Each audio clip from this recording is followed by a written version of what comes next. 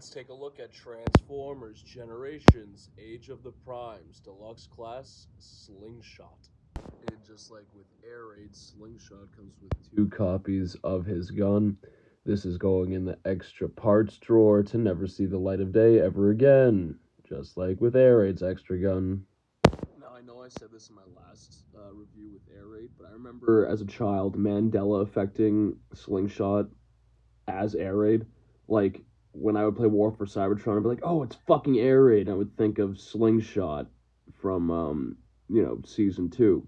And I would think, oh my god, Air Raid, this is Air Raid, this fucking douchebag. And, it wasn't.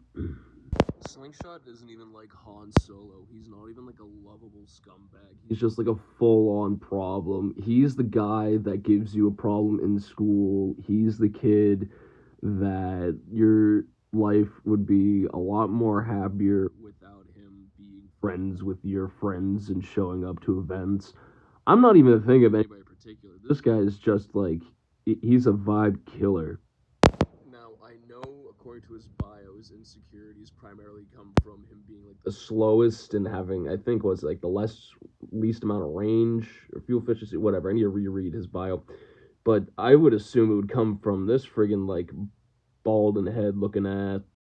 In his Harrier jet mode, and it is gorgeous. Combiner Wars didn't do this, but Unite Warriors did. That black stripe going down, that is animation accurate because it's toy accurate. The G1 toys, they don't have a black stripe.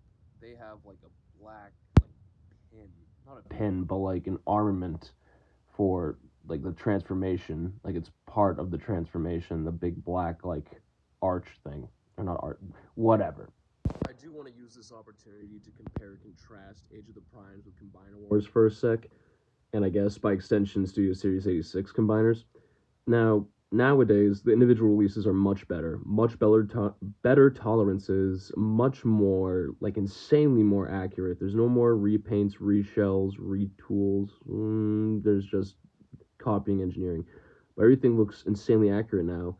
The downside is skeleton combiners. Parts forming was minimal, we'll say, on Combiner Wars combiners. Now, like, the entire combiner's parts forming. I am strongly against skeleton combiners. However, they're coming out extremely G1 accurate with great tolerances. So, I guess until we eventually get combiners with no parts forming, this is the best we got. Lyle Kaiser was so close. They just need to engineer Jaguar to beat the thighs. That's all they needed. Just give us no parts forming combiners, please.